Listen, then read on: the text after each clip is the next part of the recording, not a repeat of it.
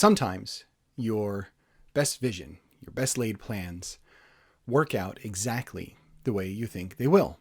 Everything falls into place and it's all perfect. Sometimes everything just goes sideways as fuck.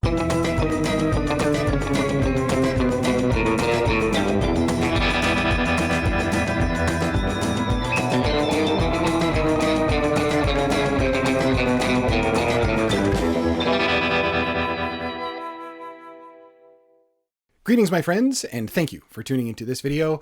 My name is David, and I talk about INFJ stuff, and I write stuff, and I'm a weirdo that sometimes runs through my house with a chainsaw. It's all good. Occasionally, I can be a little awkward. Yep. But mostly, I just like to talk about writing and INFJing and being a weirdo and just sharing my experiences with this cognitive thing I have going on. I guess everybody really has a cognitive thing that's going on. Well, it's fine. I learned some things recently and I wanted to share them with you, and hopefully this kind of gives you perspective on things that you are doing and dreams that you are following and the things that you would like to accomplish in your own life.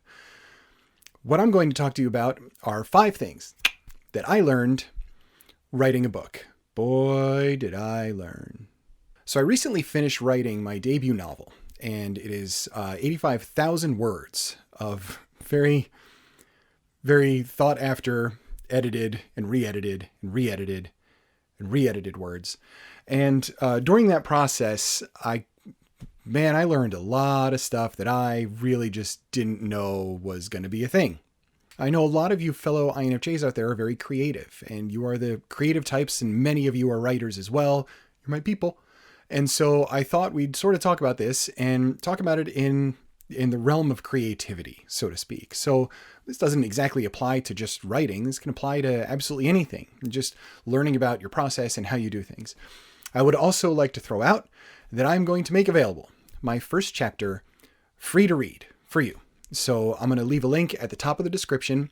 There was an early release of this chapter for people to review, and I got some really good feedback. And I'd like to open it up for more of you to check this out. This is not a trick. This is not a ploy. All you need to do is follow the link that's down in the description. And there you go. Off and running, and you can just read it.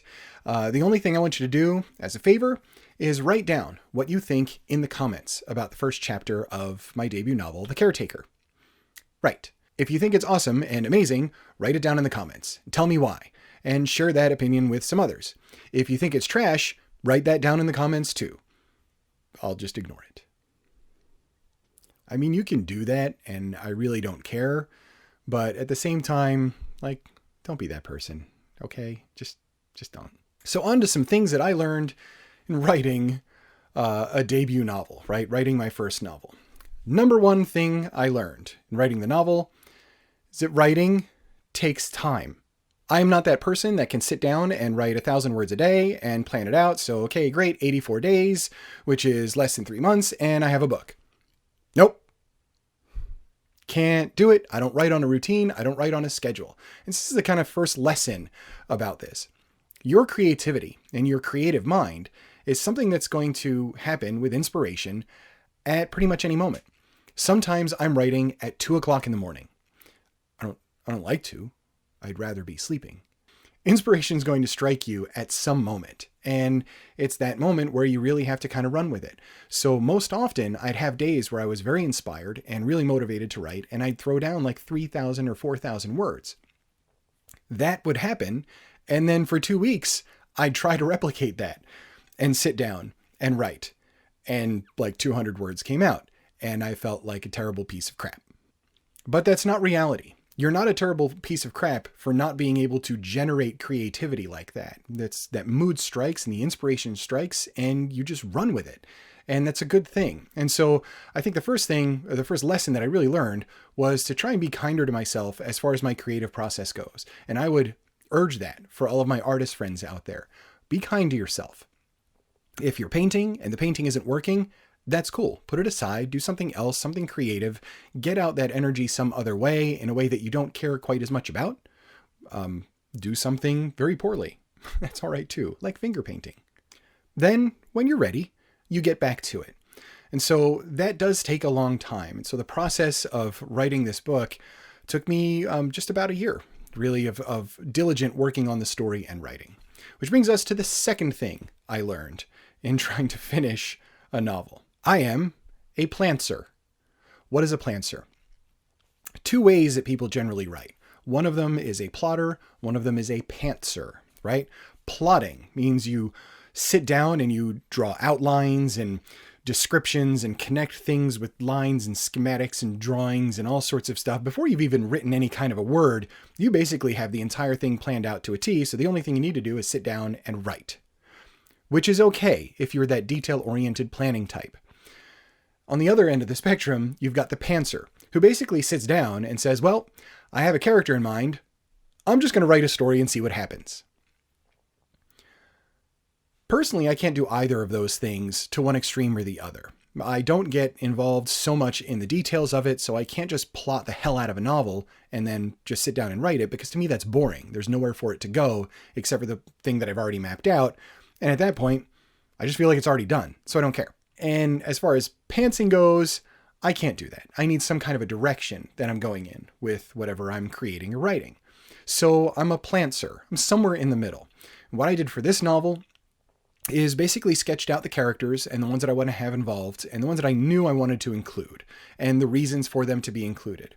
And then from there branched out and said, okay, this is the basic act structure that I want for the book. This is what I want to have happen. I had an ending in mind very early on. Like before I was done with the first chapter, I knew how this book was going to end.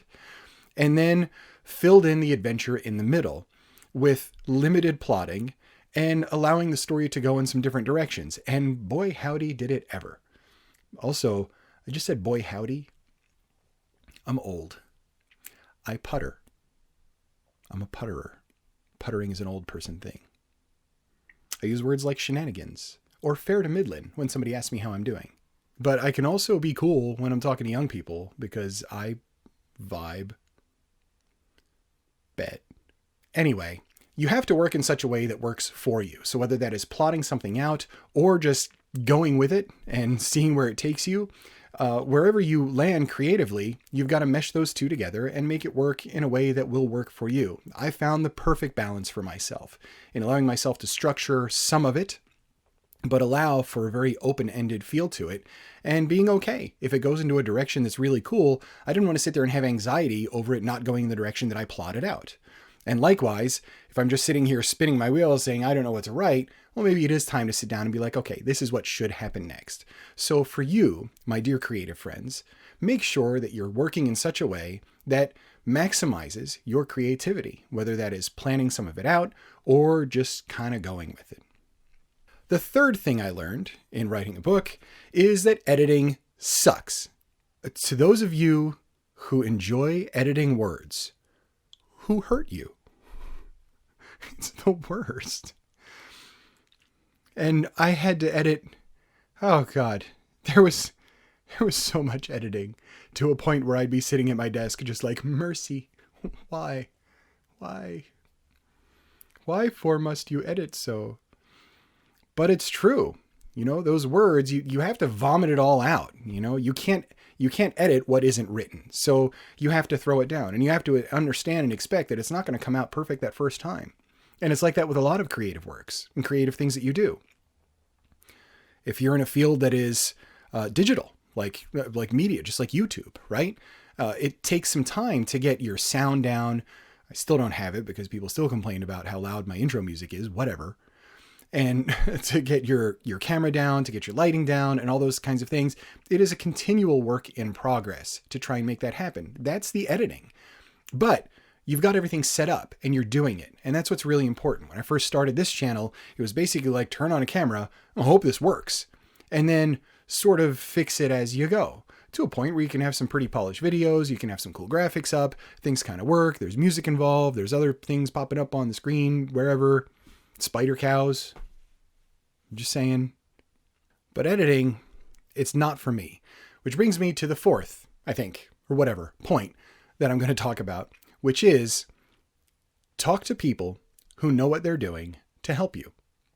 Feedback is important. And it is critical for you as an artist and as a creator. And you have to listen to the feedback, but you have to listen to the right feedback. If somebody just leaves a comment, for instance, somebody reads my first chapter, right? The link is in the description. Please go read it. Somebody reads the first chapter and puts down a comment, this first chapter is trash. I'm not paying attention to that person. I don't care about their opinion because there's absolutely nothing constructive there. So goodbye. If that person sends me a thought out email and it's one of 10 or 12 emails that I get kind of hinting on the same point, that's something I'll listen to because it is a broader spectrum of people all honing in on the same thing. Likewise, with good feedback, if I have 10 or 12 or 50 people that email me and say, holy moly, the first line of your book really grabbed me, then I know I've got a good first line, and that reinforces it, and that helps me to write better as I go on and on and on. So the right people around you and the right feedback is very important. For me, the right person to hire and to handle was an editor. I needed somebody to look at those words that is a professional that knew what they were doing. That really helped. And as much as I thought that my book was polished, when I got it back, there was a lot of edits, and I realized that it was a very good move to hire somebody to actually look at these words and put that great coat of polish on it so it looks and reads like an amazing finished novel, which is what it is. The fifth and final thing that I learned is that I am who I am. These were my words. They came out exactly as I wanted them to. Not everybody is going to like them. Some people will love them. Some people will think that, again, there's going to be a comment in there that says your first chapter is trash. But I believe in my creativity, and I wrote the book that I wanted to write for me. And I'm hoping that that book can bring other people along on the journey that I went through to write it. And really, that's what it's all about. This is my art. This is my creativity. I'm going to put it in someone else's hands, and then it's out and it's in the universe. And really, it's not mine anymore at that point. It's the readers. And so I have to hope that they understand and that they respect and see what I'm trying to do and like it just as much as I enjoyed writing it. But not everybody's going to be happy. You can't make everyone happy all of the time. Sometimes you just have to believe that what you're doing is for you and it was the right thing to do, and let the chips fall where they may. Thank you all for watching this.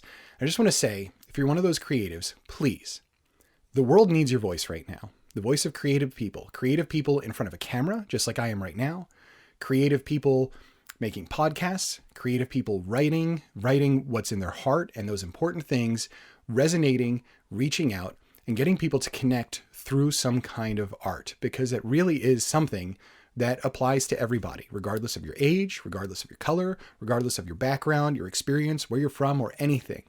Everybody can appreciate and understand a piece that resonates with them, regardless of what it is. So be that person that creates and believes in what you're doing. You can do it. I totally, totally believe in you, because if I can do it, stumbling through all of those words, writing 100 in a day and being like, I'm trash and I'm the worst, and struggling through all of the things that I've struggled through in order to make that happen, there's no reason that you can't either. But you've got to put them down and don't expect perfection on your first draft. It's really, really straightforward. Just keep doing it, keep believing in it, and believe me, it will resonate with other people. I guarantee it. Guarantee it. I hope this is the boost that you need. And I hope that if you haven't already, please check out the first chapter of The Caretaker. Link is in the description. After you read it, please write a comment. Let me know what you think. I'm trying to get as much feedback as I can and just see what people are thinking of it. I'm getting very, very close to a point where it's going to be released. It is in the final stages of being professionally formatted, so it's ready to throw onto Amazon Kindle and paperback and all that kind of stuff. So really exciting times, and I'm very, very appreciative of you guys for sticking with me through it. Thank you so much, and I will see you very, very soon.